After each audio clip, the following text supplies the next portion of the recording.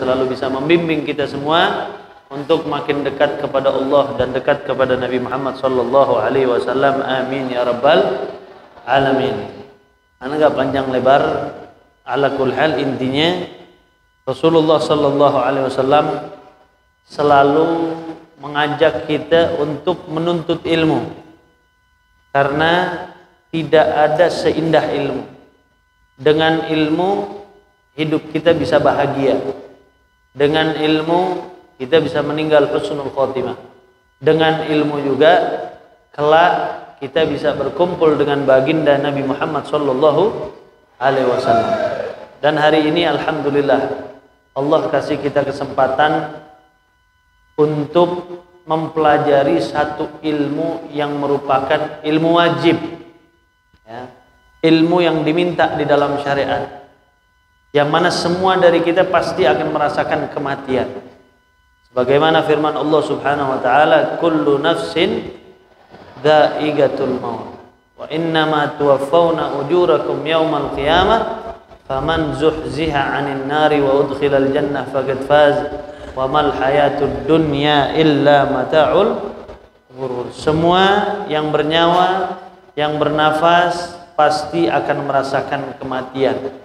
Siapapun dia, mau dia kiai, mau dia habib, bahkan Rasulullah sallallahu alaihi wasallam, manusia yang termulia, teristimewa pun merasakan yang namanya kematian. Nah, apalagi kita. Tapi kita minta sama Allah mudah-mudahan kita semuanya meninggalnya husnul khatimah. Amin ya rabbal alamin. Sayyidina Ali bin Abi Thalib karramallahu wajhah mengatakan, la dara lil mar'i ba'dal maut yaskunuha illa allati kana qabla al maut yabniha fa in banaha bi khairin taba maskanuha wa in banaha bi syarrin khaba baniha. Tidak ada istana yang mewah nanti di kuburan, tidak ada pakaian yang bagus nanti di kuburan kita bawa, kecuali apa? Kecuali yang bakal kita lihat nanti cuman kain kafan aja yang kita bawa. Kita punya harta banyak, gak kita bawa mati. Kita punya mobil mewah, gak kita bawa mati. Tapi kalau kita di dunianya isi dengan kebaikan-kebaikan, kesolehan-kesolehan, maka kita akan mendapatkan istana yang megah, yaitu surganya Allah Subhanahu wa ta'ala. Para ulama mengatakan salah satu bentuk kewajiban yang hidup pada saat melihat ada jenazah saudaranya muslim, karena Rasul di dalam hadis bilang, la yu'minu ahadukum hatta yuhibba li akhihi kama yuhibbu li nafsihi. Tidak sempurna iman seseorang, kata Rasulullah, kecuali betul-betul kita harus saling cinta muslim dengan muslim yang lain sebagaimana kita cinta kepada diri kita sendiri. Ada jenazah, maka wajib kita urus jenazah tersebut sampai disemayamkan, sampai dikubur betul-betul.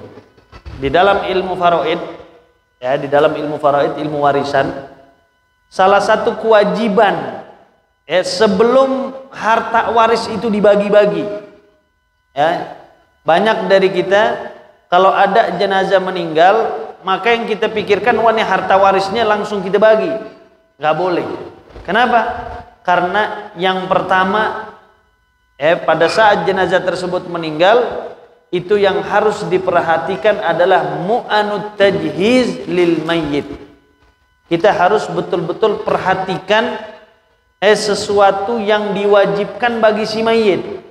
Dilihat dari memandikan, dari mengkafankan, dari menguburkan, menyolatkan, dan dari menguburkan.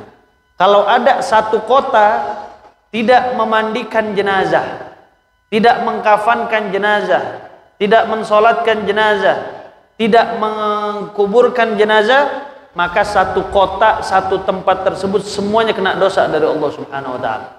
Maka ilmu ini betapa pentingnya. Insya Allah, ya, kita duduk di sini gak berdiri dari tempat ini kecuali kita betul-betul tahu bagaimana sih cara memandikan jenazah dengan sempurna, yang mana sanadnya insya Allah tersambung sampai ke baginda kita Nabi Muhammad SAW, agar kalau ada keluarga, sahabat, teman, kerabat kita meninggal dunia, kita bisa berikan hak mereka, kehormatan yang sesuai diperintahkan oleh Nabi kita Muhammad sallallahu alaihi wasallam. Karena semua ibadah tidak akan diterima oleh Allah Subhanahu wa taala. Sebagaimana dikatakan oleh Imam Ibn Ruslan, wan niyatu wal qawlu tsummal amalu bi ghairi wafqi sunnatin la tuqbalu. Niat yang baik, amal yang baik, perkataan yang baik, kalau itu semua tidak sesuai dengan Rasulullah sallallahu alaihi wasallam, maka hal tersebut akan ditolak oleh Allah Subhanahu wa taala. Mudah-mudahan hari ini kita berdiri dari majelis ini kecuali kita dapat ilmu yang bermanfaat dari Allah Subhanahu wa taala dan diminta dengan khusyuk mendengarkan, jangan ada yang bicara. Nanti bakal ada sesi tanya jawab, silahkan yang mau bertanya, dan insyaallah semua mendapatkan manfaat dari Allah Subhanahu wa taala. Amin ya rabbal alamin. Assalamualaikum warahmatullahi wabarakatuh. Gerak.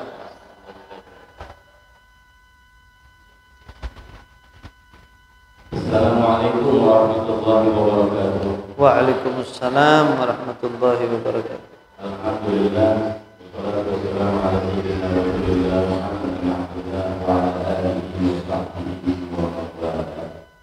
Amma ba'du. Salam lagi dari saya Mansur selaku pimpinan Pondok Pesantren Nurul Allah dan juga pada segenap pengurus Pondok Pesantren Nurul Anwar, daripada staf guru dan jajarannya, dan juga para hadirin hadirat, muslimin muslimat, mukminin mukminat yang insya Allah di siang hari ini kita mendapatkan ganjaran dari Allah Subhanahu wa taala. Amin amin ya rabbal alamin. Dan juga tidak lupa kepada guru kita bersama Al-Habib Helmi bin Khalid Al-Kaf, matta'anallah bituli hayatih. Semoga kehadiran beliau menjadi penunjang rahmat Allah Subhanahu wa taala dalam pertemuan kita di siang hari ini. Amin amin ya rabbal alamin. Siang hari ini kita akan mempelajari bagaimana mengurus jenazah saudara-saudara kita yang muslim atau muslimah. Sama saja untuk perihal kepengurusan jenazah, dari memandikan atau menghadapi seseorang yang sedang meninggal, memandikan, mensolatkan dan mengkuburkan sama. Hanya saja nanti di kafannya cuman berbeda dari segi kainnya. Adapun teknisnya pun sama. Hanya bentuk kafannya aja di perempuan yang beda. Nah, kita langsung aja sedikit membaca dari kitab, atau ini bukan dibilang kitab, ini dibilang kumpulan atau risalah Al-Habib Muhammad bin Salim bin Hafidh, yang mana beliau melanjutkan risalah ini dari ulama di kota beliau, Syekh Salim bin Sa'id Bukayyir, yang mana Syekh Salim bin Sa'id Bukayyir pun melanjutkan risalah ini dari gurunya Syekh Abu Bakar Al-Khatib. Beliau dahulu mufti di kota Hadramut atau di negeri Hadramut. Memang yang pertama kali membuat atau membukukan menulis ini risalah Syekh Abu Bakar bin Ahmad Al-Khatib. Syekh Abu Bakar bin Ahmad Al-Khatib ini beliau ulama mufti di negeri Hadramut, Yaman. Beliau belum sampai sempurna menulis, kemudian beliau meninggal dan dilanjutkan oleh Syekh Salim bin Sa'id Bukayyir. Syekh Salim bin Sa'id Bukayyir pun memang sudah menyempurnakan, kemudian diperhatikan lagi dan disyiarkan, diperbanyak oleh Al-Habib Muhammad bin Salim bin Hafidh, ayahanda daripada Al-Habib Al-Allamah Habib Umar bin Muhammad bin Salim bin Hafidh. Ya, sedikit kita baca muqaddimah dahulu, kemudian langsung kita akan mengetahui atau mempelajari bagaimana mengurusi jenazah. Bismillah.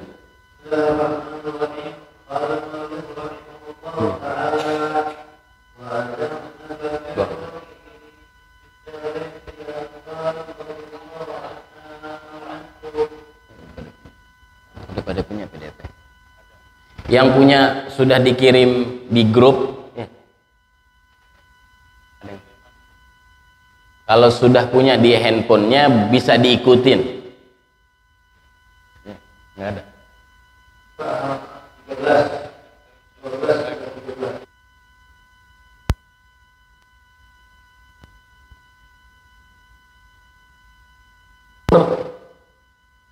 PDF kitabnya bisa dibuka di halaman 13 yang punya. Yang belum punya ya nggak apa-apa, dengerin aja. Ayo.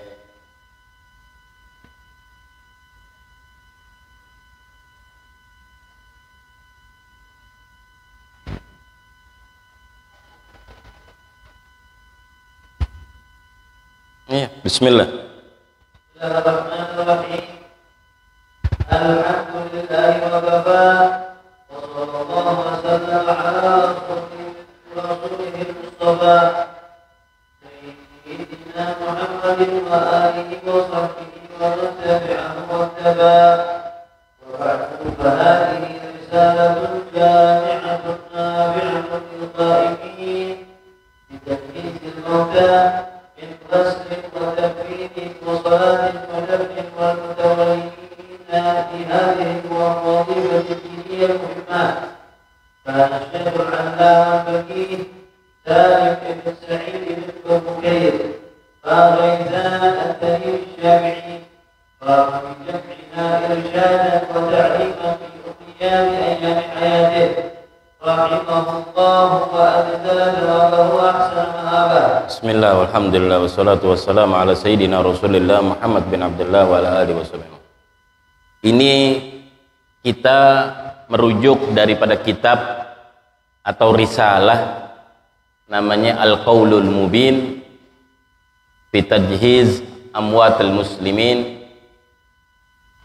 atau kalau kita mengartikan dengan bahasa Indonesia, pendapat atau perkataan yang jelas.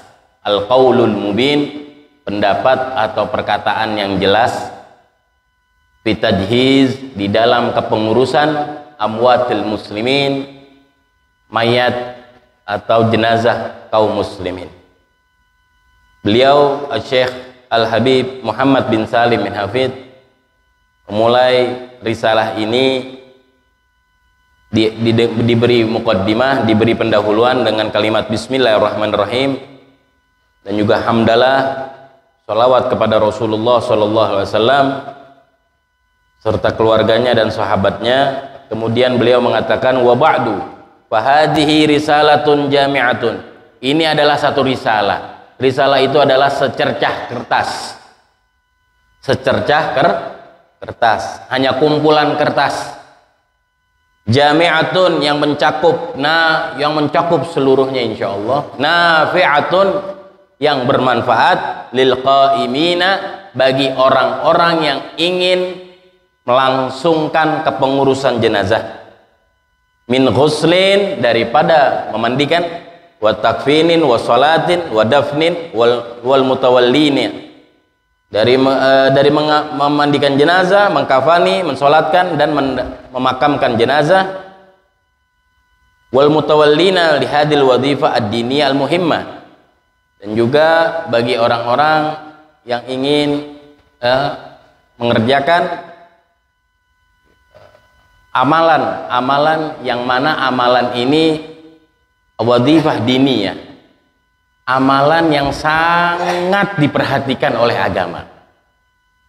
kepengurusan jenazah ini sangat diperhatikan oleh agama sebenarnya. Ya, nanti kita akan bahas lagi. Terus.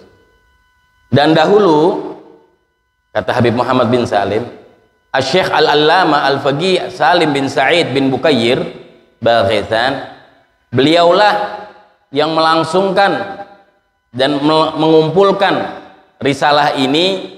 Gunanya untuk apa? Irsyadan, untuk memberi petunjuk, wa ta'liman, memberi ilmu, fi ukhrayati ayami hayati, di hari-hari sebelum beliau meninggal, rahimahullah wa adzala thawabah wa ahsana ma'abah. Jadi Habib Muhammad bin Salim meneruskan Syekh Salim pun meneruskan dari gurunya Syekh Abu Bakar Al-Khatib. Kenapa? Ini salah satu kepentingan agama. Ngurusin jenazah ini bukan untuk kepentingan pribadi. Mengurus jenazah untuk kepentingan agama kita. Nah, kita harus mengerti dan kenapa di Hadramut juga yang ngurus jenazah ini para ulama. Cuman kita kendalanya di Indonesia banyak sekarang orang-orang yang mempelajari atau mengurusi jenazah, orang-orang yang belum dalam porsi ulama. Ulamanya, kiainya, mereka ini nggak ada yang mau terjun langsung. Padahal Syekh Salim bin Sa'id Bukair mufti, gurunya mufti, punya murid Habib Muhammad bin Salim alim. Ini mereka dahulu di Hadramut yang ngurus jenazah itu para ulama. Mereka menjaga, di Tarim itu dijaga kepengurusan jenazah walaupun hal kecil. Maksudnya hal kecil, Beb, walaupun teknis basuhnya. Basuhnya ini dari mana? Kanan apa kiri? Basuhnya bagaimana? Itu dijaga proses ini, teknis ini, cara-cara ini oleh para ulama-ulama di Tarim. Sehingga dikatakan populernya memandikan cara Tarim. Padahal ini cara syariat. Cuman sampai siang hari ini yang menjaga benar-benar itu ulama-ulama Tarim. Dan mereka membukukan, menulis. Jadi enggak sembarangan yang nguruskan jenazah dahulu di Tarim. Terus. وقد كان في مختلف الأزمان والبلدان من يقوم بوظيفة غسل الأموات وكانوا جماعة من أكابر العلماء يجعلونها من أعمالهم ويتقربون بها إلى الله تعالى لما يروق فيها من كسر النفس وأخذ العظة وإحراز الأجر الكبير في إسباب الحرج عن الباقين. Beliau pun mengatakan, Habib Muhammad bin Salim, dan adanya di negeri-negeri yang berbeda dan juga kota-kota yang berbeda, di negara-negara yang berbeda, di negara-negara yang lain, di tempat-tempat yang lain. Ya, banyak orang-orang yang melangsungkan ngurusin jenazah ini. Mereka adalah, daripada memandikan jenazah, mereka adalah jama'atun minal akabir, kelompok pembesar-pembesar, kelompok tokoh-tokoh di negeri tersebut. Mereka para ulama. Nah, dikatakan negeri ini adalah negeri di Hadramut dahulu. Mereka ini yang menjaga kepengurusan jenazah dari mandikan sampai makam. Itu mereka ini para al-akabir ulama, pembesar-pembesar ulama, bukan pembesar-pembesar pengusaha, bukan pembesar-pembesar pembisnis. Ulama mereka harus alim, harus ngerti. Yaj'aluna min a'malihim, mereka menjadikan mengurus jenazah itu, menganggap dan menjadikan itu adalah amal ibadahnya mereka kepada Allah. Bukan semata-mata nyari kepentingan, bukan nyari kepentingan atau nyari keperluan, bukan. Yataqarrabuna biha ilallahi ta'ala, kata Habib Muhammad bin Salim. Mereka itu ngurus jenazah daripada memandikan sampai memakamkan, yataqarrabuna ilallah, untuk mendekatkan diri kepada Allah. Jadi mereka menganggap nih ngurus jenazah nih amal saya loh. Amal itu nggak hanya sholat, puasa, zakat, itu kewajiban. Ada amal-amal nggak mesti sedekah, apapun. Untuk meraih segalanya, mereka para ulama ngurus jenazah pun mereka nganggap itu untuk amal mereka, semata-mata untuk Allah. Lima yarugu fiha min kasrin nafs. Karena di dalam mengurus jenazah itu mereka bisa memperoleh apa perolehannya? Mereka itu bisa menghancurkan hawa nafsu mereka. Inilah yang setelah zaman kesinian, zaman mulai kesini-sini, ya, kenapa banyak orang yang nggak ingin ngurus jenazah? Karena poin pertama, setelah mendekatkan diri kepada Allah, setelah ini untuk dijadikan amal ibadah, ini bisa menghancurkan hawa nafsu. Itu yang ulama mereka mau. Sekarang nggak mau. Kenapa? Kok saya basah-basahan? Ya biar deh yang lain. Biarlah amil, biarlah mudin. Karena ulama merasa dirinya, saya basah-basahan, saya kena kotoran, saya kena najis. Jadi ulama pada ninggalin yang sekarang. Karena nggak kepingin menghancurkan hawa nafsu. Kalau dahulu ulamanya kepingin menghancurin hawa nafsu, ngapain? Urus jenazah. Maka yang terjun langsung para ulama. Siapapun yang meninggal, yang ngurus ulama, yang ngurus mufti, yang ngurus al-akabir minal ulama, wa akhdul idza. Dan juga yang selanjutnya kata Habib Muhammad bin Salim, alasan mereka ingin mengurusin jenazah untuk mengambil pelajaran, mengambil idza, mengambil nasihat. Nasihat apa? Kematian setiap saatnya. Karena setiap kita melihat kematian, berarti kita mengambil nasihat. Itu di situ. Karena seorang muslim yang meninggal, di situ wujud zahir nasihat dari Allah. Nah, mereka para ulama alasannya karena mereka ingin mendapatkan nasihat. Melihat kematian, melihat orang yang meninggal, itu mendapatkan nasihat. Wa ihrazil ajr al-kabir. Yang terakhir kata Habib Muhammad bin Salim, alasan mereka, niat mereka untuk mengurus jenazah para ulama-ulama untuk memperoleh ganjaran pahala yang sangat besar. Ganjaran pahala yang sangat besar dalam apa? Dalam menggugurkan fardu kifayah. Karena mengurus jenazah ini fardu kifayah. Nah, memperoleh ganjaran besar berarti kalau fardhu kifayah, kalau satu orang atau sebagian orang yang mengamalkan dalam satu kota atau satu wilayah atau satu negeri, berarti menggugurkan yang lain. Berarti ganjarannya kan besar ketimbang mereka pribadi ngamalin untuk mereka sendiri. Contoh, sholat fardu. Karena kalau ngegugurkan muslimin yang banyak, 1000 muslimin, 2000 muslimin, pahalanya berapa itu? Dia yang menggugurkan sehingga kaum-kaum muslimin yang lain enggak kena dosa sebab dia. Nah, itu ulama. Mereka para ulama ingin mengurus para jenazah menjenazah kaum muslimin. Terus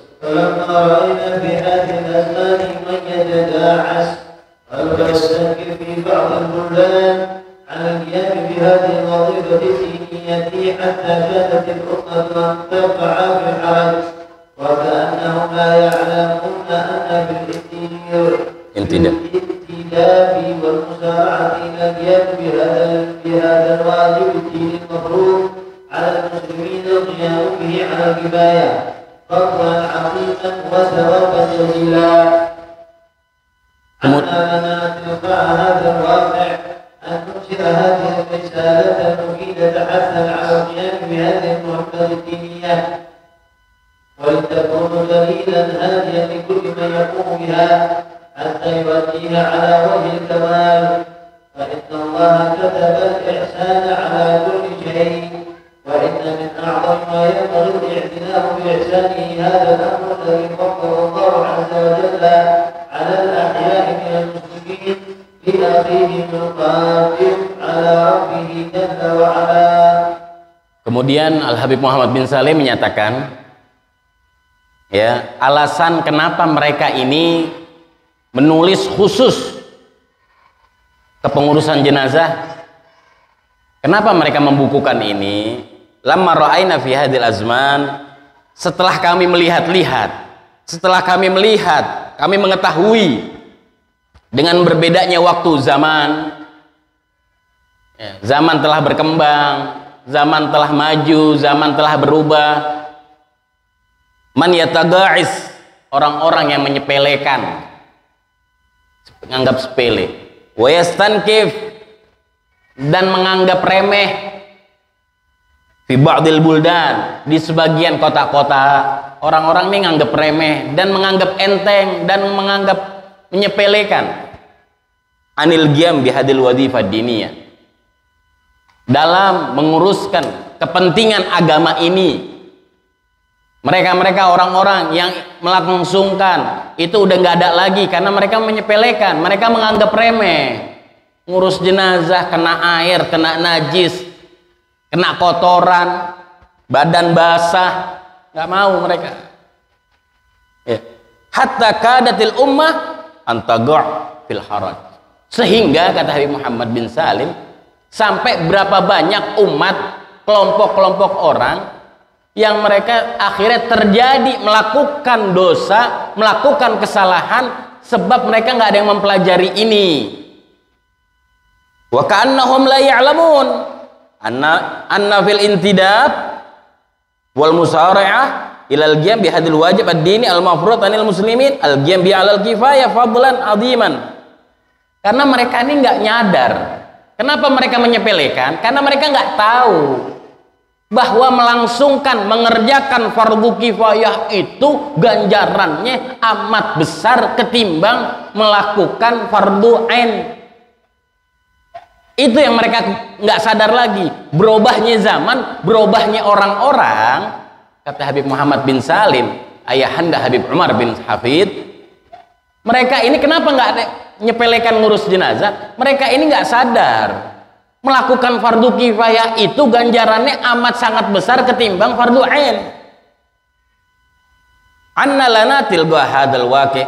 Nah, sebab ini banyak orang yang menyepelekan sehingga mereka menjadikan diri mereka kesalahan mengurus jenazah. Maka kami, kata Habib Muhammad bin Salim, mereka Syekh Salim bin Hafid, Syekh Salim bin Sa'id Bukayyir, Syekh Abu Bakar Al-Khatib, maka kami ingin menyebarkan risalah ini, kami menulis dan kami menyebarkan risalah yang insya Allah mufidah, bermanfaat, hasan alal qiyam bihadil muhimmah, agar membangun dan mensupport, mendukung agar orang-orang yang ingin mengurus jenazah, mereka dalilan hadian, ini buku atau ini risalah akan menjadi petunjuk-petunjuk mereka, akan menjadi dalil mereka likulli man yaqumu biha, bagi orang-orang yang ingin melangsungkan kepengurusan jenazah, hatta yuaddiha ala wajhil kamal, sehingga mereka akan mengerjakannya,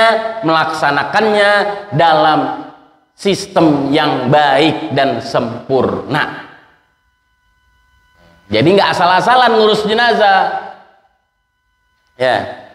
Terus fa inna Allah katabal ihsan ala kulli syai'. Sesungguhnya Allah di dalam Al-Qur'an telah berfirman, Allah telah menetapkan ihsan di setiap sesuatu.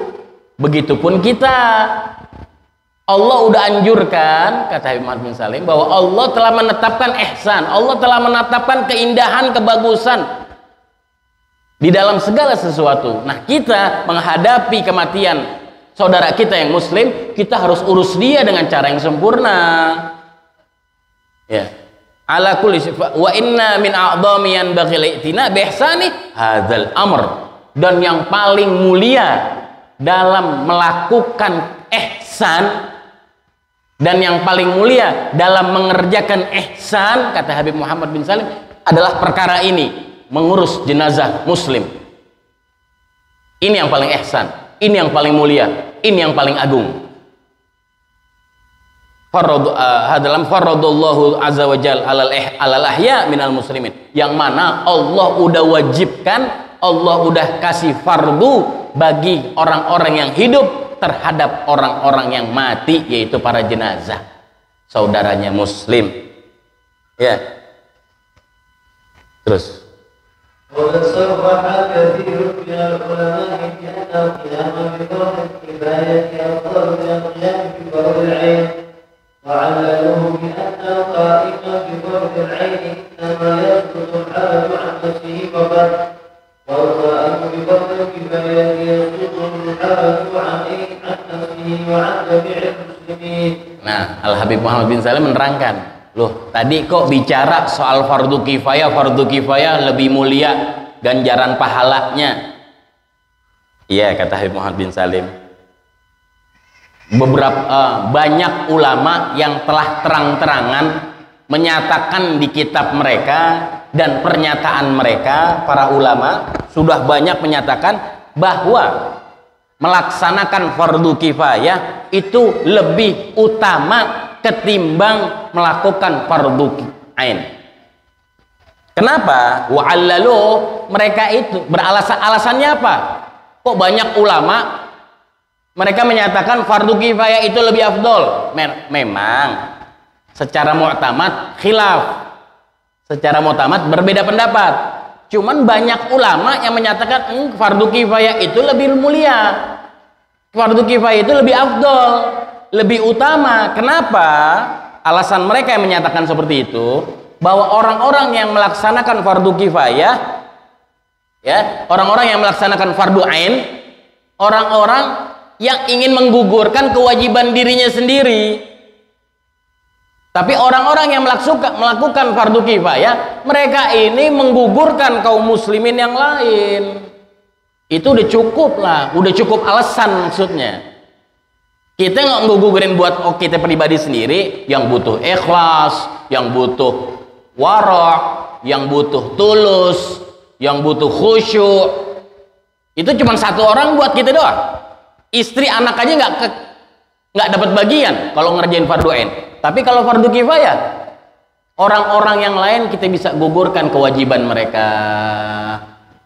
Terus. وإن من الواجب على ولاة المسلمين الاهتمام بهذه المهمة بتعيين أناس المسلمين من الرجال ومن النساء يتولون القيام بها على الوجه الشرعي حيث إنها من فروض الكفايات شرعا. Dan juga dikatakan Al Habib Muhammad bin Salim menyatakan, dan juga mestinya kewajiban bagi pemimpin-pemimpin muslimin, pemerintah-pemerintah yang mereka di situ mengepalai komunitas-kah, rakyat-kah, wilayah-kah, negeri-kah, yang mereka banyak ada kaum muslimin. Mereka ini pemerintah-pemerintah, pejabat-pejabatnya atau petinggi-petingginya, nggak mesti pejabat, ya, kepala-kepalanya, dia itu menunjuk orang-orang agar supaya terjun dan mempelajari kepengurusan jenazah, dari memandikan sampai mengkafankan jenazah, dari kaum laki dan kaum perempuan sama. Tunjuk dong, gitu kata Habib Muhammad. Jangan kalian kalau memang nggak ada, tunjuk. Diminta oleh syariat para pemimpin ini, entah pemimpin komunitas, pemimpin kelompok, pemimpin paguyuban kah, pemimpin apa ya, bisa yang mereka mengepalai orang-orang, tunjuk tuh mereka untuk mengurusi jenazah, biayai mereka. Jangan dia biarin aja kaum muslimin, jangan dibiarin aja kaum muslim, harus tunjuk, bikin kelompok. Oh paguyuban ini, oh komunitas ini, oh RW ini, oh kabupaten ini misal, oh punya, itu harus, ya. Terus.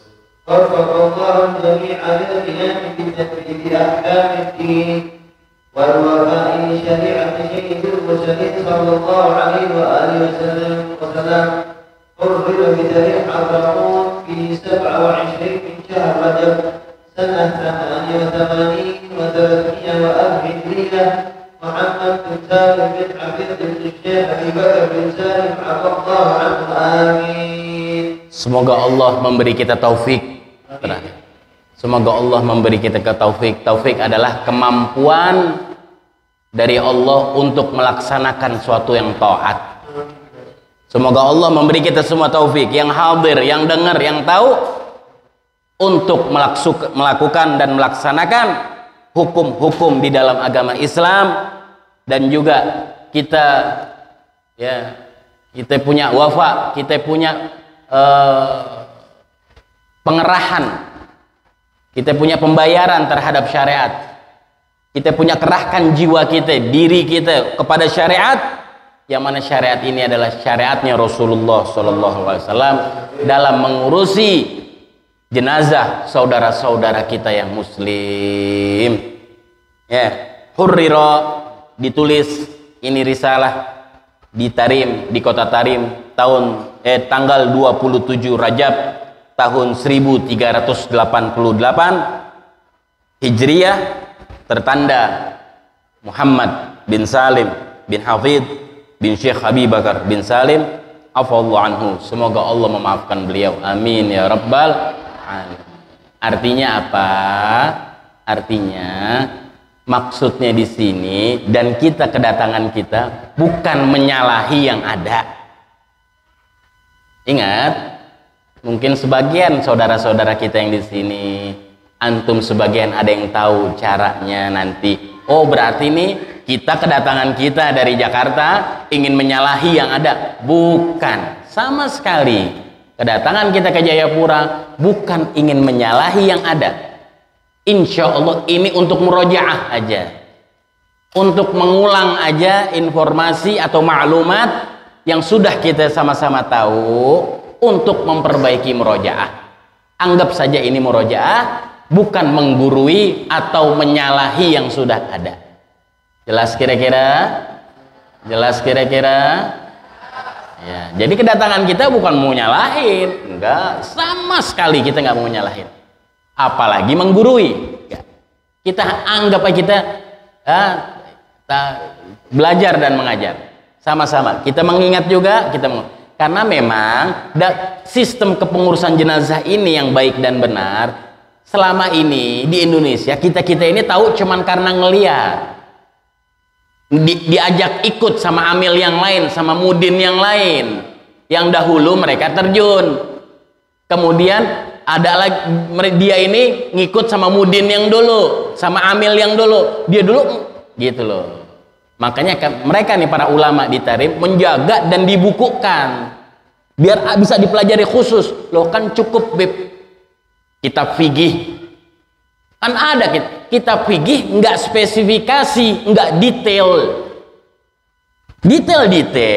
cuman kan untuk jalan aja. Kalau baca di kitab, kalau ini kan risalah yang khusus dari mandikan sampai memakamkan. Jadi kedatangan kami kemari tidak ingin menyalahkan dan sama sekali tidak ingin menggurui. Jelas kira-kira? Insya Allah kita bisa nanti bangun-bangun dan pulang dari sini, keluar dari sini kita mendapatkan kebanggaan dari Rasulullah. Kita semua, mau kita di ujung Indonesia, mau dimanapun, kita ini bawa diri kita, bawa rasa jiwa kita untuk khidmah kepada Rasulullah. Nah, khidmah kepada Rasulullah, urus umatnya yang sedang meninggal. Itu pengurusan khidmah yang paling mulia untuk Rasulullah. Kita nggak punya apa-apa untuk Rasulullah. Apa? Ilmu, baca kitab, wirid 12 ribu la ilaha illallah, 12 ribu salawat kepada Rasulullah. Itu buat kita memang. Apa itu buat Rasulullah? Nggak ngaruh sama Rasulullah. Tapi kalau kita ngurus umatnya Rasulullah, umat Sayyidul Mursalin, umat Sayyidu ahli dunia wal akhirah, yang mana Rasulullah itu perhatiannya luar biasa kepada umat. Kalau kita punya rasa pengen khidmah kepada umatnya, pasti Rasulullah bangga kepada kita. Sallu ala Muhammad. Jadi kita anggap kita ini khidmah, kita ini hanya khadim, bansernya Nabi Muhammad. Bansernya Nabi Muhammad. Kita minta, ya Rabb, bantu aku ya Allah.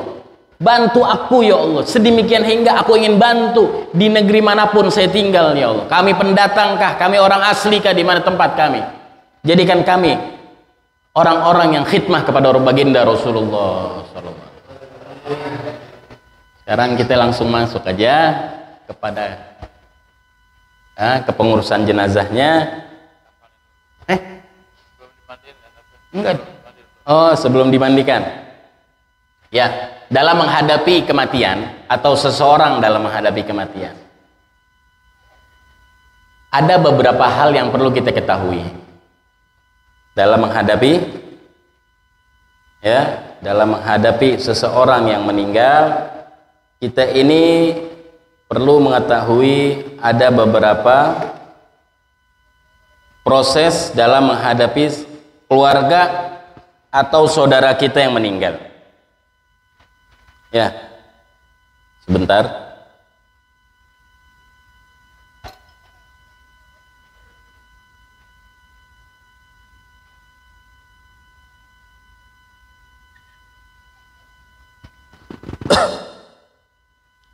Begitu kita menghadapi seseorang yang meninggal, proses apa yang kita lakukan pertama kali yang dianggap baik dari syariat?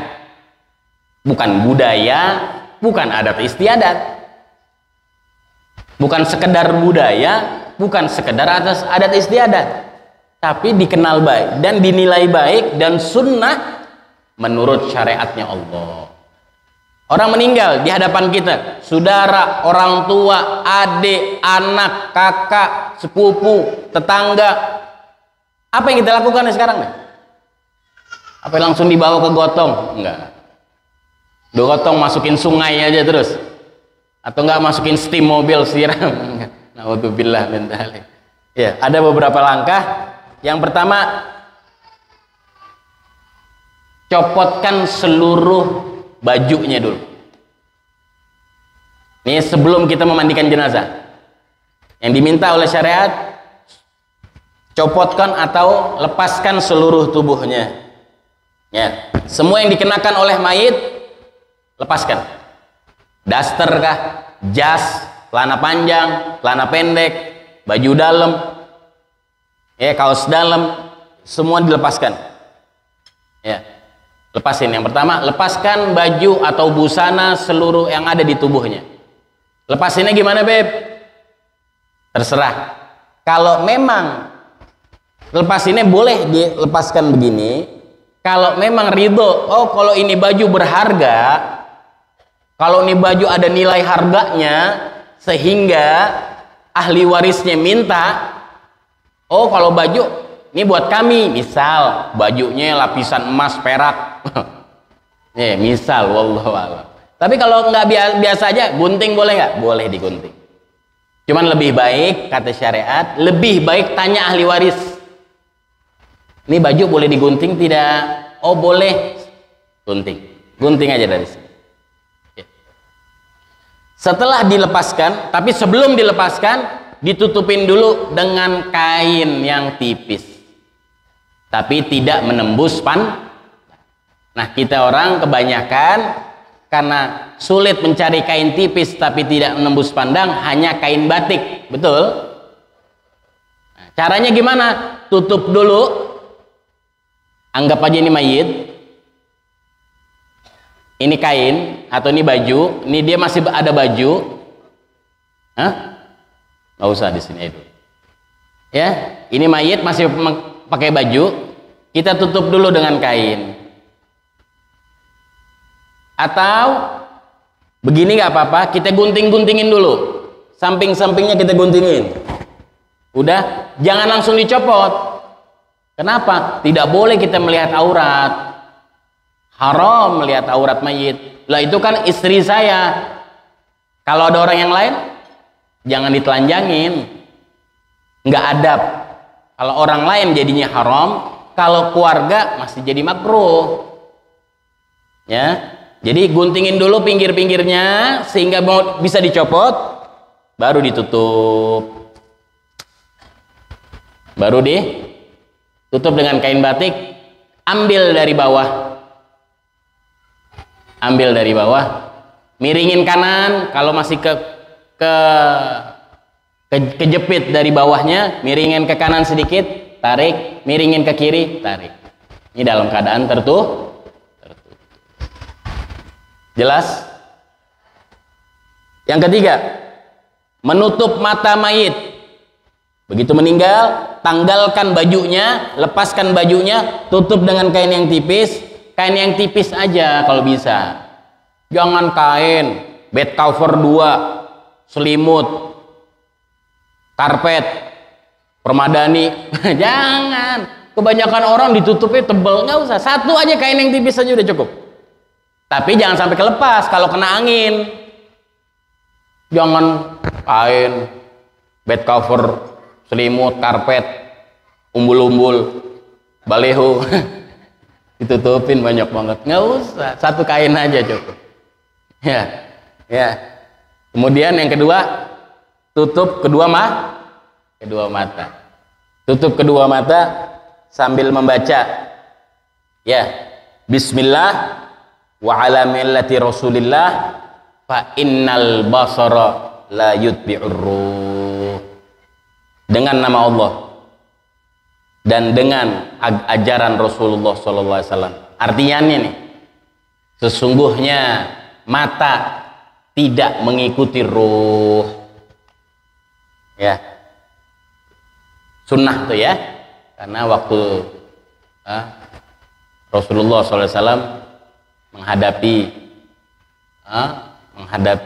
sahabat yang meninggal, kalau nggak salah Siti Asma.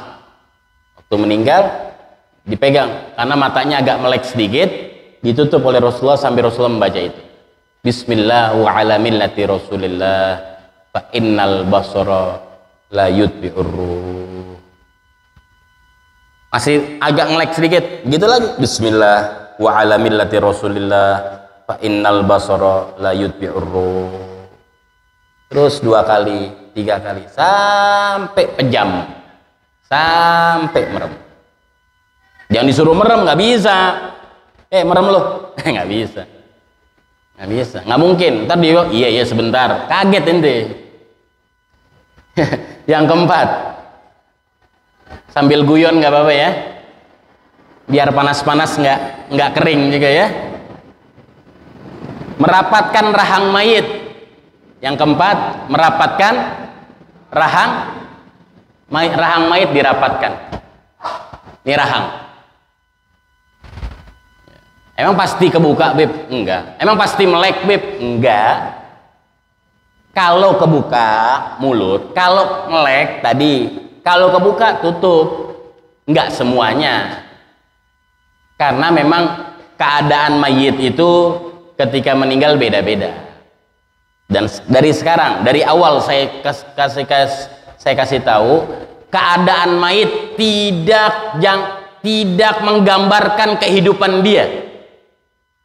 Tolong, sekali lagi, jangan kita berasumsi, kita berpikir bahwa keadaan mayit itu menggambarkan kehidupannya.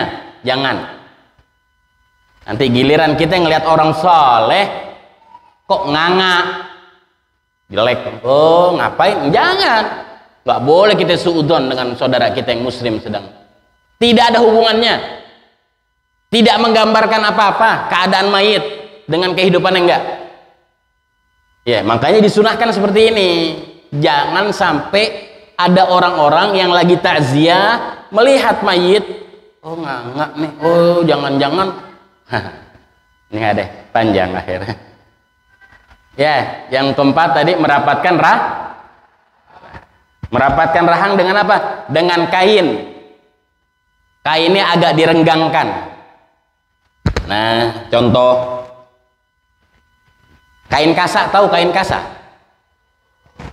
Contoh kain kasa. Contoh ini kain. Atau ridak begini boleh nggak, Beb? Kerudung istrinya boleh. Tapi kalau kain kasa pun juga boleh begitu. Ditutup, taruhnya di dagu, Jangan di sini, masih kebuka. Tapi kalau di dagu mesti ngikut dia rahang. Kalau di dagu mesti ngikut, nggak mungkin nggak. Tuh, di belakang kuping sampai ke atas. Ya, dan nutupnya kainnya kain yang melebar. Jangan kain kasak tapi diginiin. Biasanya kan begitu tuh, dililit kan di rumah sakit. Jangan, kesian, membekas dia nanti juga. Jangan begini, dia akan membekas nanti. Ini mayat mungkin 4 jam lagi, 6 jam lagi baru akan dimandikan. Masih disemayamkan dulu di rumah atau di rumah sakit, belum administrasinya, belum apa-apanya, dilebarkan. Jangan ada orang dilebar, bahkan ada yang pakai tali tambang, tali rafia, apalagi jangan. Emangnya kambing bandot lebar begini ya, minimal 2 jari, yang bagus 3 jari lebih lebarnya si kain. Ya, selanjutnya menggabungkan kedua tangan mayit, atau bahasa kita sedekapkin. Menggabungkan kedua tangan atau sedekapkin, seperti sedekapnya sholat. Tahu kan sedekap? Apa begini bahasanya?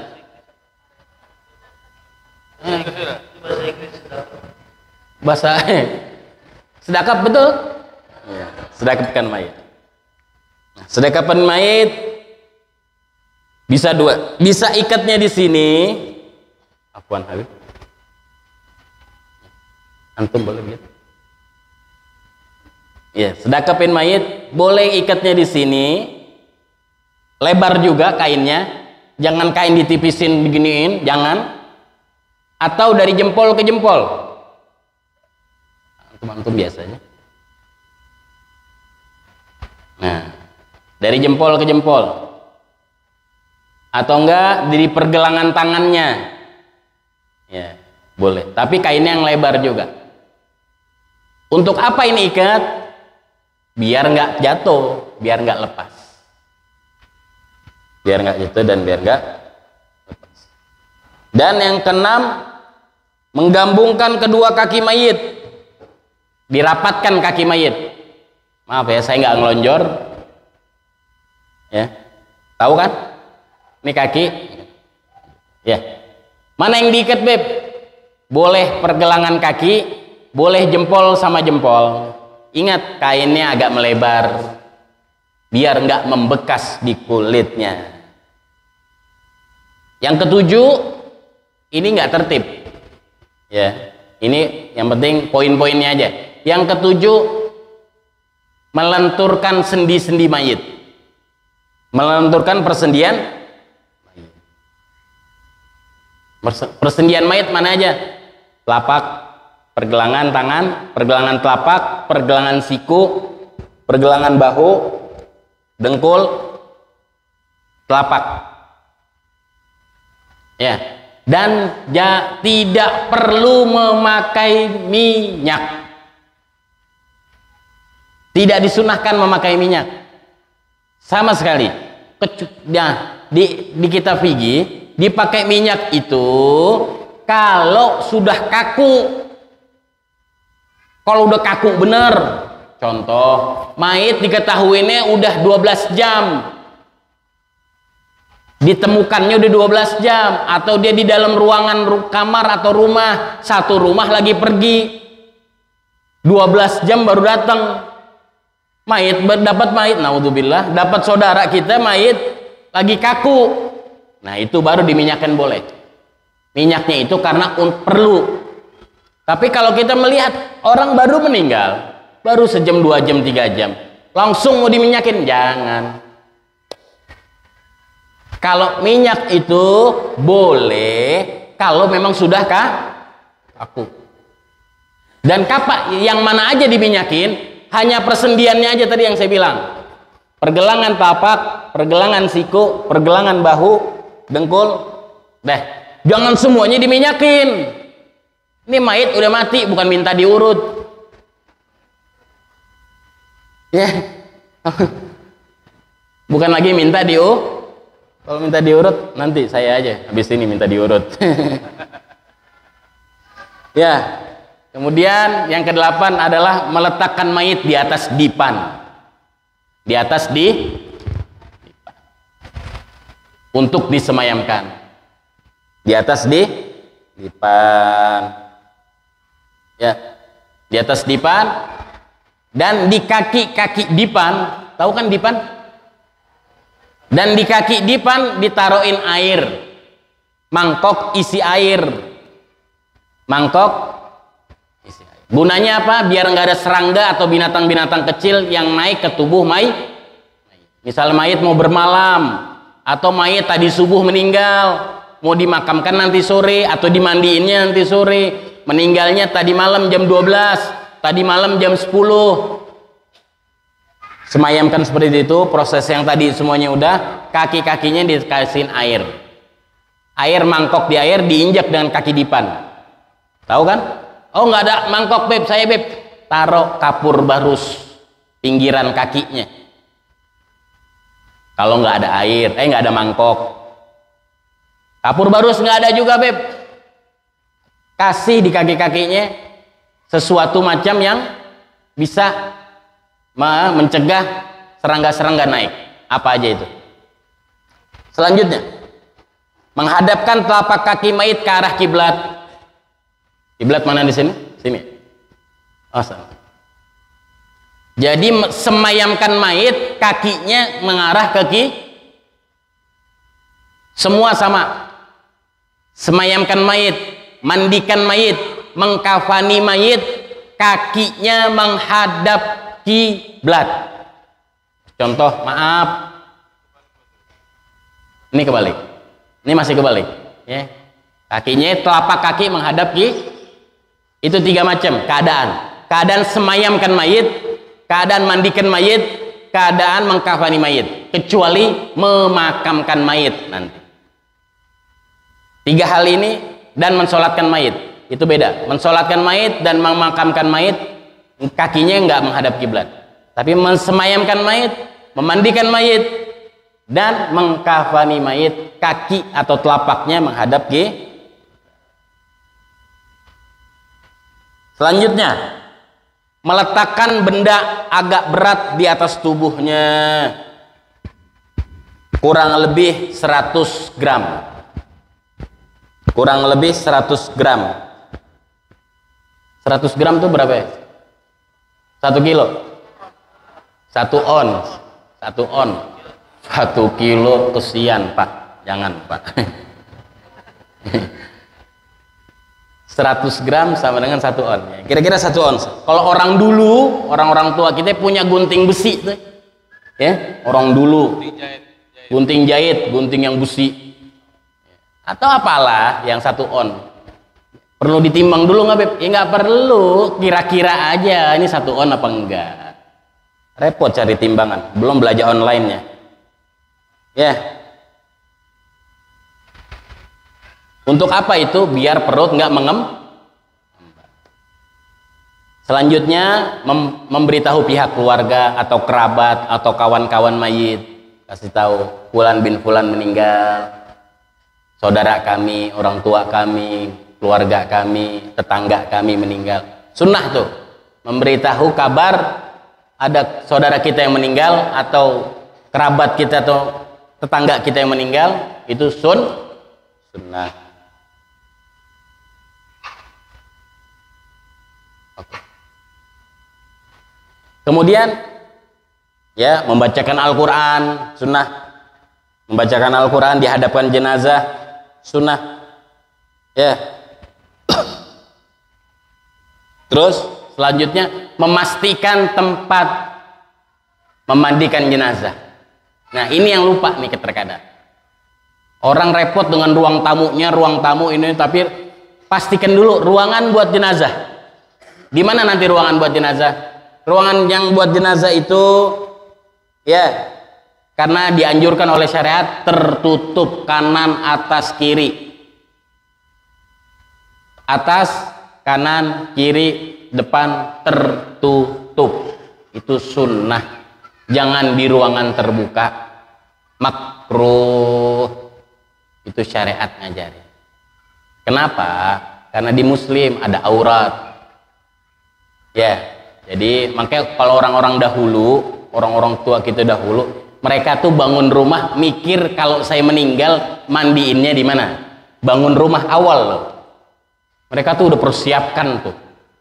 Bukan mereka, kita sering dengarnya mereka mempersiapkan kafan, mereka mempersiapkan kafan. Di samping itu yang utama, mereka pun mempersiapkan ruangan buat mandikannya dirinya dia. Orang-orang dahulu, orang-orang solehin, kalau bangun rumah di awal, dia pengen tahu cara ini, dia mikirin dulu ruangan buat dimandikan jenazahnya dia. Entah di kala hidupnya, dia masih hidup, dijadiin ruang kamar kah, dijadiin gudang kah, dijadiin ruang keluarga kah, apa terserah. Tapi dia udah persiapkan dulu, oh kalau saya meninggal saya karena harus tertutup dan nanti menghadap ke kiblat tadi. Lihat, memastikan ruangannya, ini yang kita ya, kita lihat pastikan ruangan tertutup, pembuangan air nanti kemana dan segala macam. Oke. Ya. Sekarang memandikan jenazah. Ada yang mau tanya sampai sini? Sebelum mandikan jenazah ya? Iya, sampai sini aja ya. Maksudnya pertanyaan dari awal tadi sampai sini.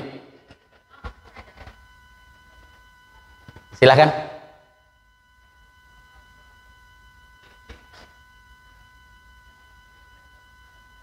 Oke, pertanyaan yang baik. Kalau ruangan sempit ya nggak apa-apa, uzur. Maksudnya gini, pertanyaannya, kalau ruangan sempit nggak bisa menghadap ke, misal, kalau saya ngadep kiblat, ruangannya nggak memanjang ke arah kiblat, betul? Nggak memanjang ke arah, nggak melebar ke arah kiblat. Tapi kalau di luar ruangan tertutup, bisa mengarah kiblat. Mana yang diutamakan? Idza ta'arada, kalau dua-duanya bertentangan. Bisa di dalam ruangan, nggak ngadep kiblat, mandikannya. Tapi kalau di luar ruangan, madhab kiblat, diutamakan di dalam ruangan walaupun nggak ngadep kiblat. Nggak apa-apa, maksudnya di dalam ruangan nggak apa-apa, nggak ngadep kiblat nggak apa-apa.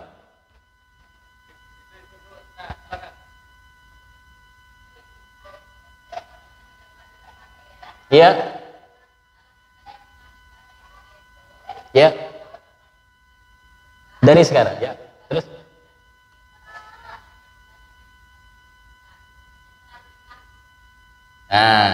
baik, oke.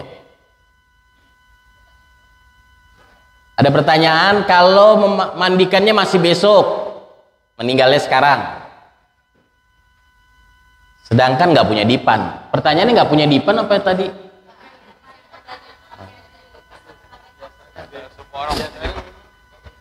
Ya, kasurnya dia dipakai tidur. Kalau bisa, usahakan dipan. Kalau nggak ada dipan, usahakan kasur. Kasur takutnya kalau kasur itu, kalau kasurnya gembos, tahu gembos? Apa ya bahasanya? Kempes. Nanti tubuhnya akan begini nih. Ini kepala, nih kaki. Kaku nih, 12 jam mayit begini kaku. Kalau kita mas, oh beb saya tahunan tidur pakai itu nggak bisa, nggak apa-apa. Ya kan masih ada roh. Masih ada roh, oke-oke aja. Paling encok. Minta urut. Pakai koyo depan suaminya, makanya suaminya kesian. Ya, nah, kalau mayit enggak, 4 jam, 12 jam, 6 jam lah. 4 jam paling enggak. Langsung kaku. Takutnya begini jadinya, Bu. Nah, makanya kalau bisa, insya Allah dari sini nanti setiap wilayah punya dipan. Bikin gerakan dipan, gerakan pengurusan jenazah, semua alat-alat. Setiap wilayah ada. Insya Allah kita dukung Al Habib Helmi bin Khalid Al Kaf. Jayapura, Timika, semuanya punya. Jadi kaum muslimin tuh kaya gitu loh. Kaya dalam syariat tuh kaya. Bukan kaya hanya harta doang. Jadi kalau kaum muslimin ada yang meninggal, mereka nggak miskin. Bikin kita seperti itu. Insya Allah. Dipan aja. Kalau kasurnya keras, boleh-boleh aja. Boleh ibu sayang, boleh. Boleh. Jadi kalau kasurnya keras, tapi ya takutnya kasurnya kempes. Kalau kasurnya keras, boleh. Terus pertanyaannya mungkin gimana nanti mencegah serangga? Ya pinggirnya itu kasih kapur barus. Atau apa kek daun-daunan yang binatang takut. Tapi bagusnya kapur barus saja. Ada lagi? Udah cukup? Sebelah sana nggak ada? Hai. Oh ibu.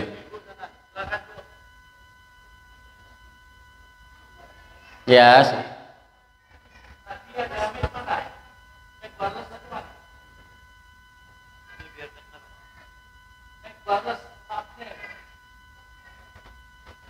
Silakan ibu.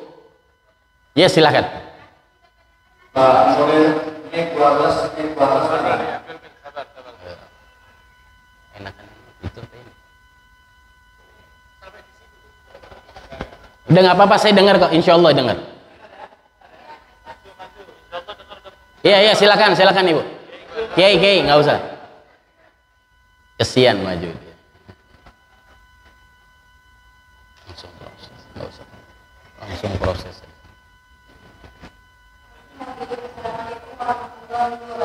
Waalaikumsalam warahmatullahi wabarakatuh.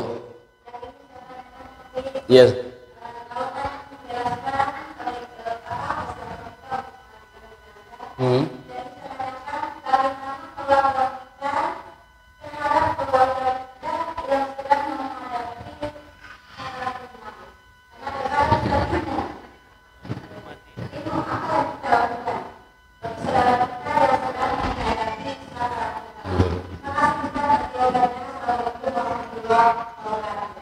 Waalaikumsalam warahmatullahi wabarakatuh.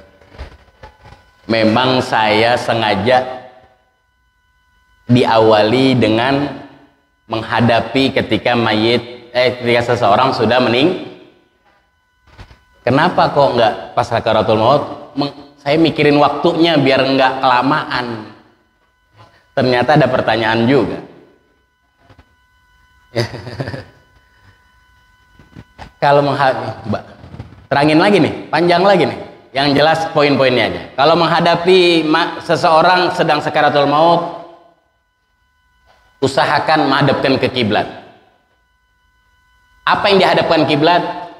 Kalau bisa dadanya, miringkan dia.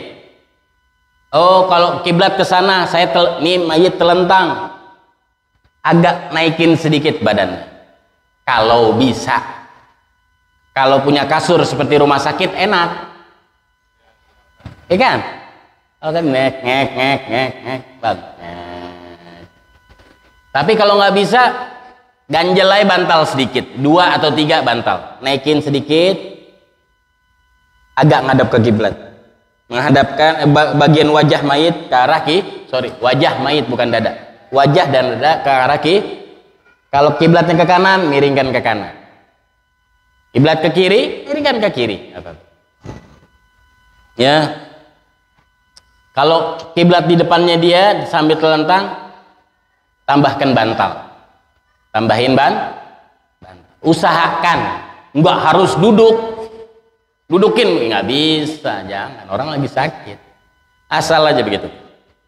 Kemudian tuntun dengan talqin.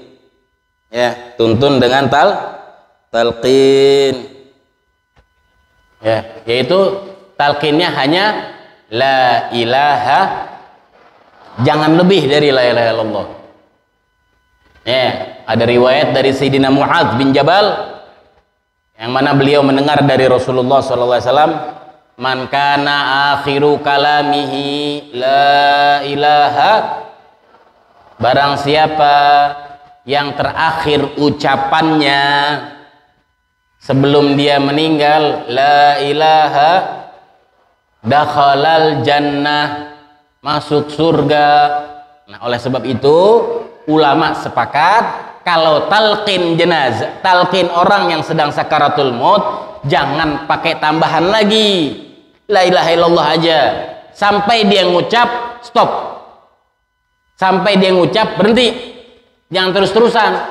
Ya, oh dia la ilaha illallah. La ilaha illallah. Udah diam. Udah jangan diajak ngobrol. Jangan tanya, tuh kemarin kalung emas di mana, Bu? Nah, jangan. Iseng aja nanya kalung emas. Ya, jangan. Udah diem. Kalau dia ngomong lagi yang lain, nyari anaknya misal, nyari mantunya, nanya anaknya, nanya mantunya, nanya cucunya, si fulan mana ya? Oh ada, talqin lagi. La ilaha illallah. Dia ngucap lagi, la ilaha illallah. Udah diem.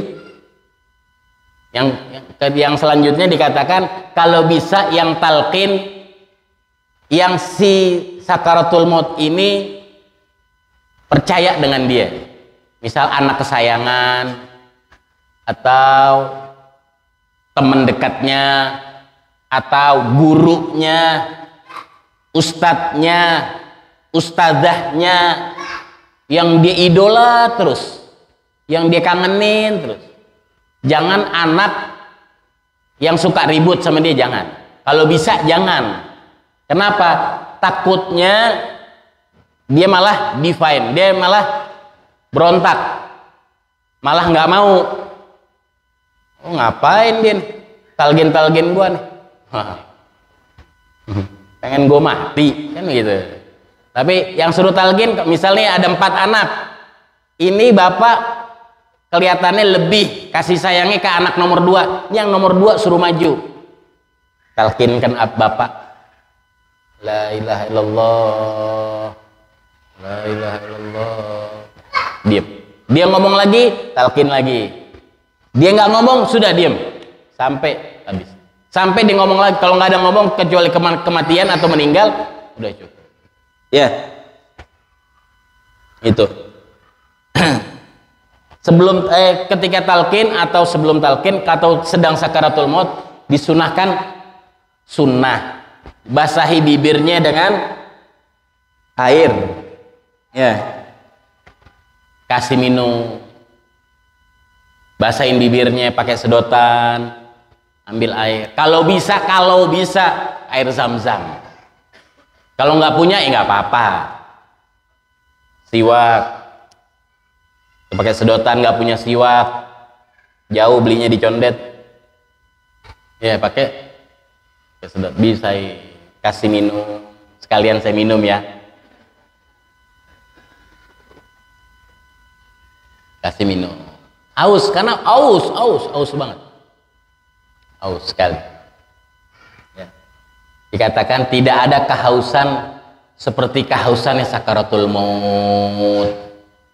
Makanya di situ ketika sakaratul maut, iblis turun tangan langsung.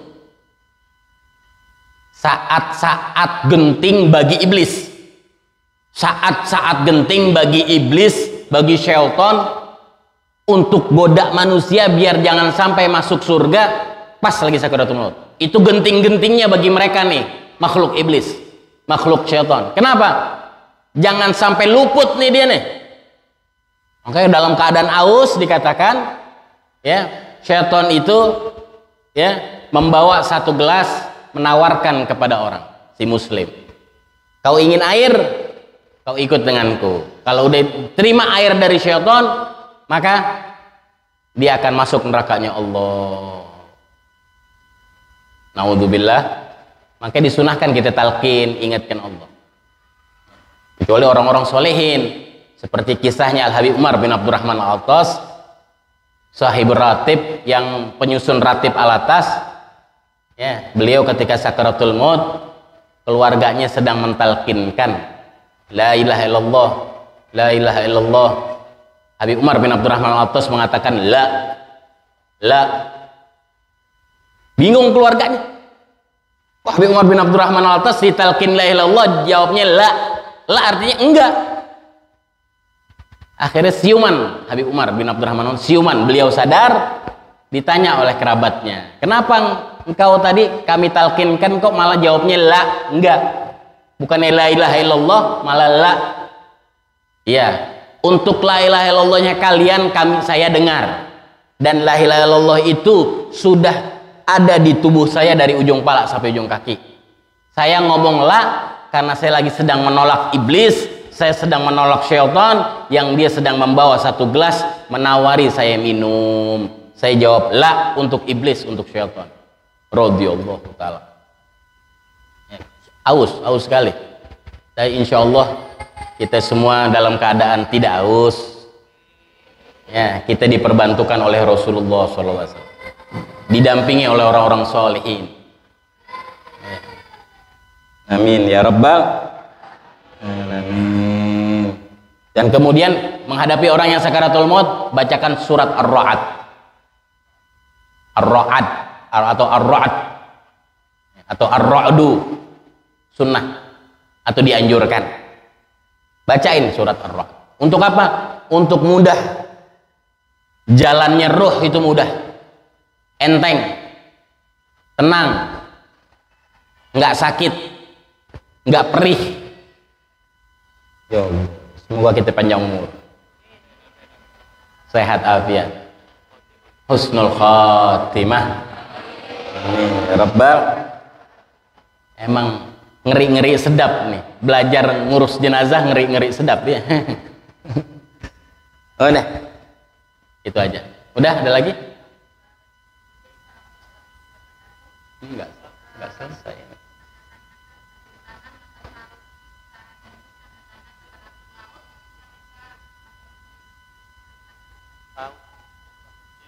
Ya. Cara untuk memastikan setelah meninggalnya. Ini orang mau meninggal. Oh, ciri-ciri orang yang mau meninggal. Kalau itu udah kepastiannya. Ya.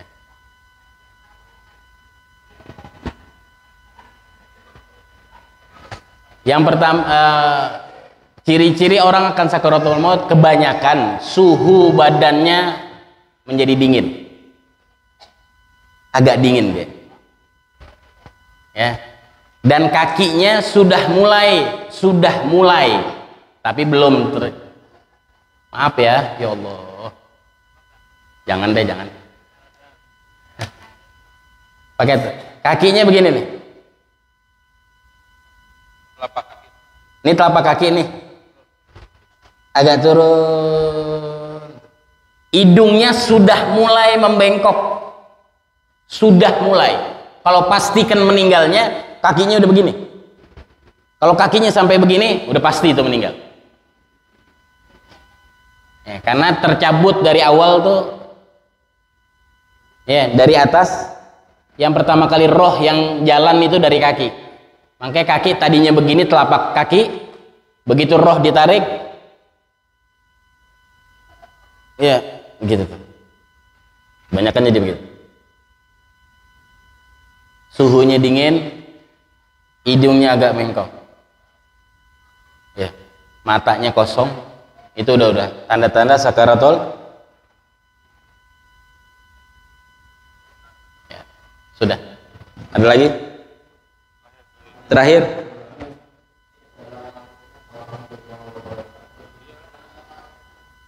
Oh, di sana. Berdiri. Tak kenal maka tak sayang.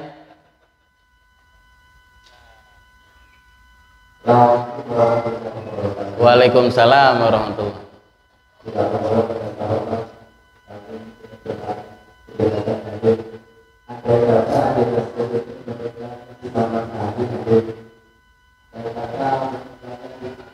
Oke.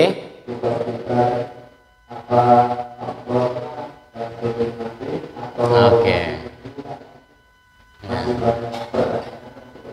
Iya, ya. Ya.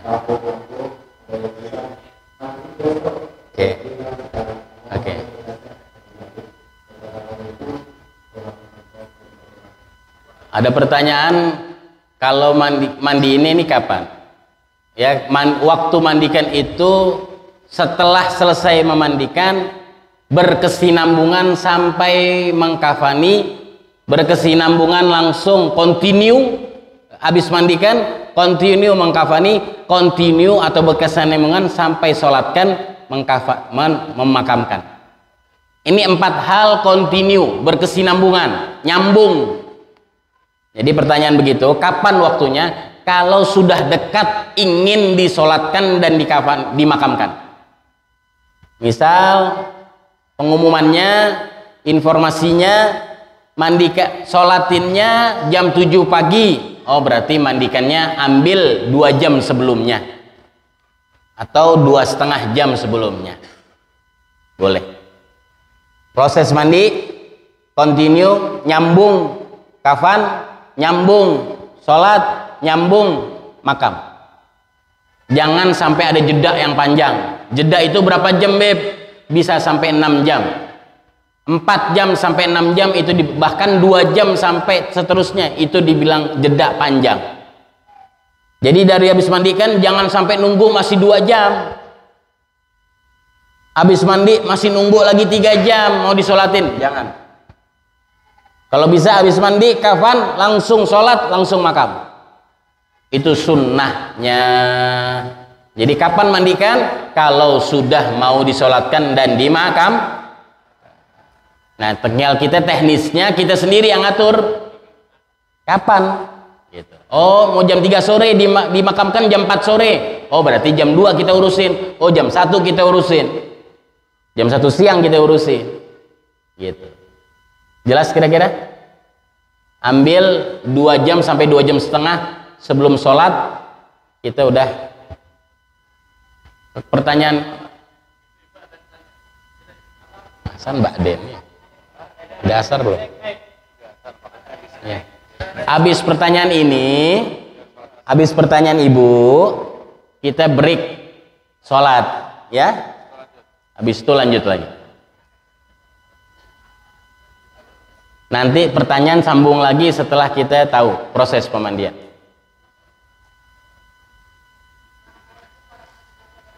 Waalaikumsalam.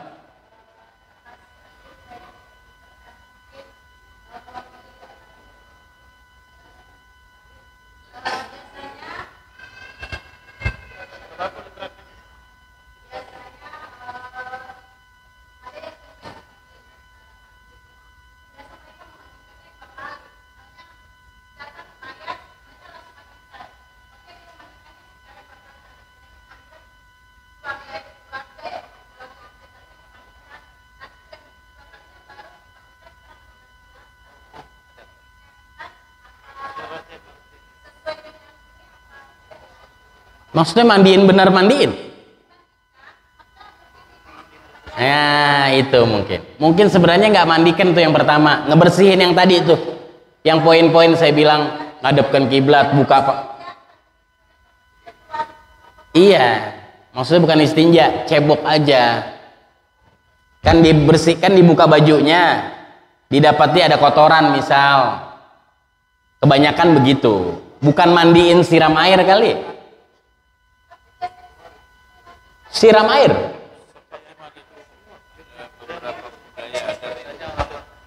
Masa? Oh.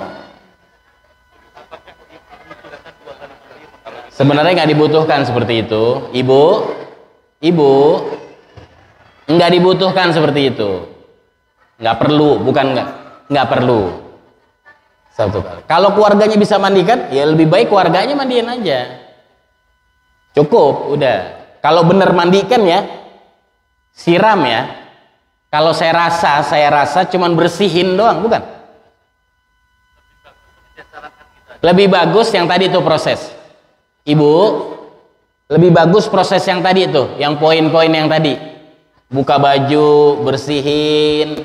Kalau dia keluar kotoran, bersihin. Pakai kapas atau pakai pampers.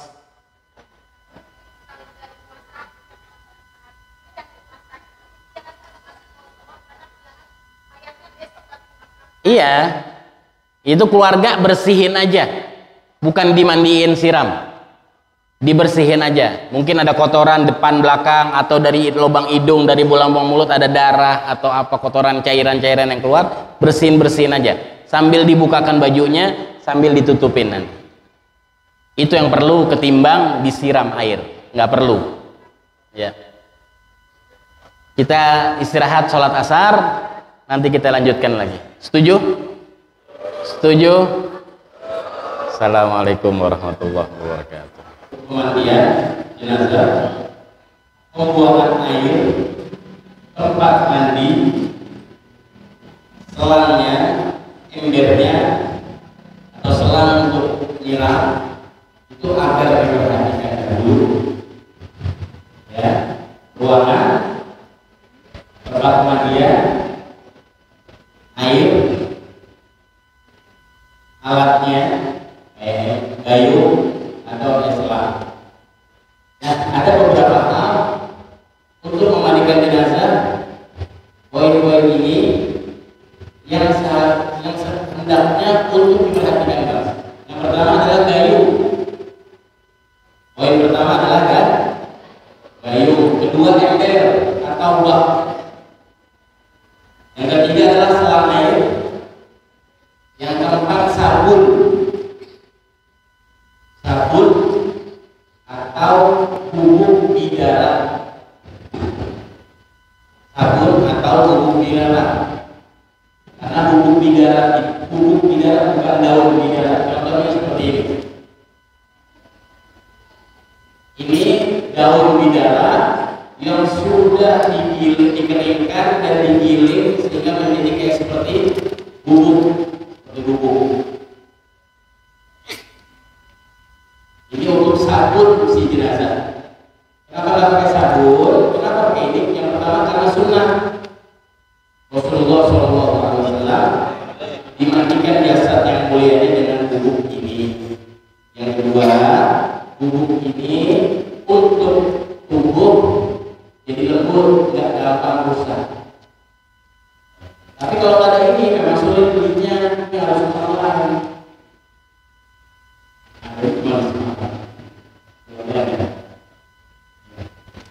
Kalau di Harbono banyak, kalau di sini belinya online. Bubuk tidak. Itu. Selanjutnya yang perlu diperhatikan adalah kapur barus. Siapkan ini alat untuk memandikan kapur barus. Ini untuk orang, bukan untuk kecoa. Kapur barus. Makanya pun nggak segini. Ini contoh. Kalau makainya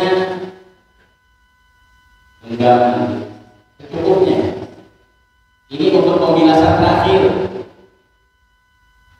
Selanjutnya adalah kain penutup untuk tubuh mayit agar tubuhnya tetap tertutup, khususnya di area aurat. Kemudian sarung tangan, ya, sarung tangan ada perhatian, ada. Karena jangan memandikan jenazah dengan tangan panjang, harus dengan sarung tangan. Sarung tangannya dari apa? Kalau bisa dari kain kapan dijahit, kalau enggak beli sarung tangan seperti sarung tangan paskibra itu. Kalau sarung tangannya hendaknya bahannya kain, jangan sarung tangan karet, karena awas di tubuh itu licin. Kalau bisa, jangan, ini bukan berarti haram, bukan haram, enggak. Cuma nggak bisa jadi basuh aja. Kalau dari kain kan bisa. Terus nanti siapkan lagi poin yang selanjutnya, katenggat atau korek kuping. Bukan untuk korek kupingnya mayit, tapi untuk membersihkan kuku-kuku mayit. Dan juga potongan kain. Nanti 5 cm kali 5 cm buat bersihkan gigi, lubang hidung, lubang telinga. Selanjutnya nanti kantong plastik sampah, ya, untuk dibuang-buang sampah-sampah seperti tadi. kuping atau ketentuan buangnya di situ. Yang ketinggalan yang tulis buang lagi apa? Cukup? Buang lagi. Gayung, ember, selang air, sabun atau bubuk bidara, kapur barus yang dihaluskan ya. Kapur barus dihalus ya. Tunggu. Kain penutup mayit, sarung tangan, potongan kain 5 cm kali 5 cm, korek kuping, kantong plastik. Yang terakhir, kalau ada kain ekrong, kalau ada, untuk apa? Untuk mengeringkan tubuh jenazah nantinya. Kalau nggak ada, di kain yang kain batik aja. Kalau nggak ada, kalau punya kain ekrong. Kalau punya, nggak mesti. Jangan memberatkan. Kalau ngantuk harus menutupin seluruh badan. Suara. Proses kematian jenazah. Mari kita pindah tempat. Kita pindah tempat untuk proses pemandian jenazah. Ayo minta tolong bantu para pengantin ya kan.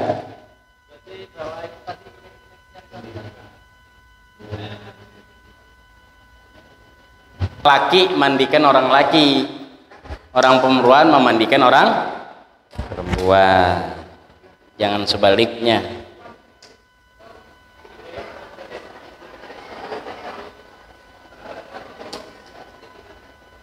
Bismillah, walhamdulillah, wassalatu wassalamu ala sayyidina Rasulillah Muhammad bin Abdullah wa ala alihi washabihi wa wala. Ini yang saya bilang tadi di awal, tutupkan dengan kain ya. Kalau bisa kainnya yang tembus air tapi tidak tembus pandang. Ada kain apa tuh? Kayak kain kerudung mungkin ya. Yang tipis tapi nggak tembus pandang, jadi aurat nggak kelihatan. Tapi tembus air. Kalau ini kan nggak tembus air, atau rida yang lain nggak tembus air. Kalau bisa. Kalau enggak ya udah sudah seperti ini. Ya. Maaf, arah kiblat ke sana.